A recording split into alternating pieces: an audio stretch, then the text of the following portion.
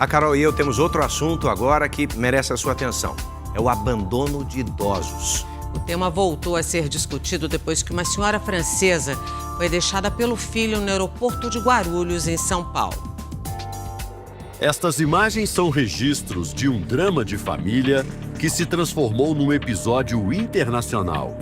A francesa Johanna Gundula Lechner-Tran, de 77 anos, desembarcou no Aeroporto Internacional de Guarulhos, em São Paulo, ao lado de 2 filhos, o mais novo de 35 anos e o mais velho de 43, uma pessoa com deficiência.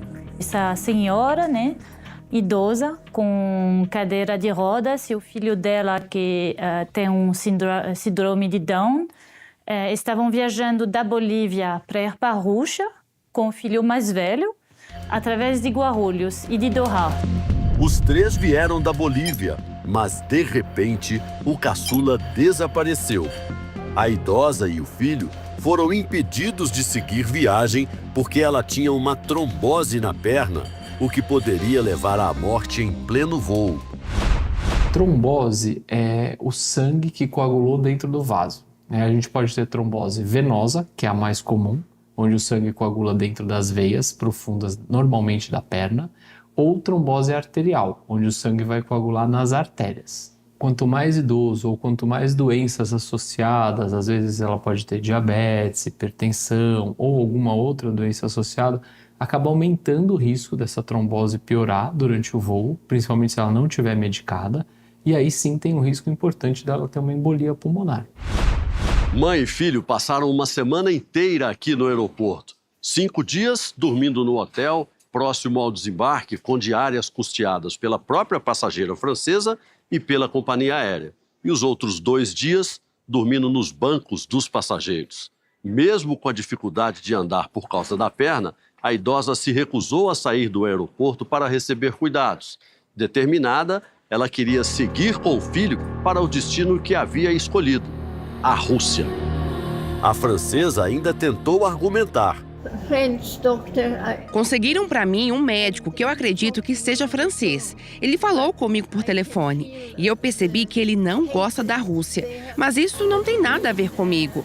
Nós temos vistos para a Rússia, nós temos dinheiro suficiente, passaporte franceses novos, nós temos tudo. E eu preciso agora dessa autorização médica para viajar. E ele não quer dar. Sem ninguém para pedir ajuda, a francesa e o filho contaram com a solidariedade dos funcionários do aeroporto e do hotel, que compraram até comida para os 2. Nossa equipe queria entender o que fez o filho mais novo deixar a mãe e o irmão mais velho com síndrome de Down no aeroporto e voltar para a Bolívia. Tentamos contato com ele, mas o rapaz não atendeu. Chama até cair. A passageira e o filho foram levados para este hospital, próximo ao aeroporto. Acionado, o consulado da França convenceu os 2 de que o melhor seria voltar para casa.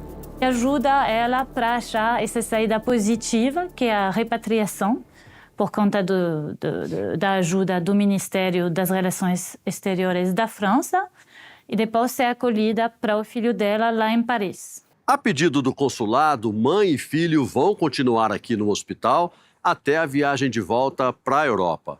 O caso da francesa reflete uma situação cada vez mais comum e preocupante no Brasil: o abandono de idosos. Segundo o Ministério dos Direitos Humanos e da Cidadania, todos os dias, 2 pessoas com mais de 60 anos são deixadas em algum hospital público do país. O paciente chega para cuidar da saúde, recebe alta, mas ninguém aparece para buscá-lo. Em 2023, foram mais de 20 mil denúncias de abandono pelo Disque 100. É um salto impressionante de 855% se comparado aos números de 2022. Dados do IBGE mostram que hoje, cerca de 10% da população brasileira tem idade acima de 65 anos. E nos próximos 5 anos, o país deve ter mais idosos que pessoas com idades entre 0 e 14 anos. Esta advogada explica que abandono de idosos é crime, mas dá uma dica para quem já está ou caminha para a velhice. Dá para prevenir problemas futuros.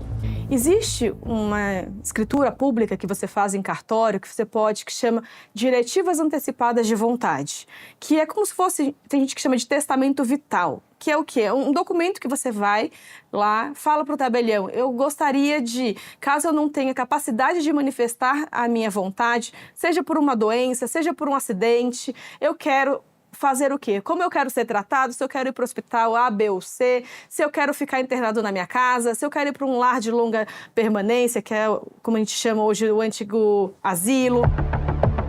Em meio a tantas narrativas de desamparo e abandono, surgem também histórias que trazem esperança e mostram a capacidade humana de solidariedade e amor incondicional.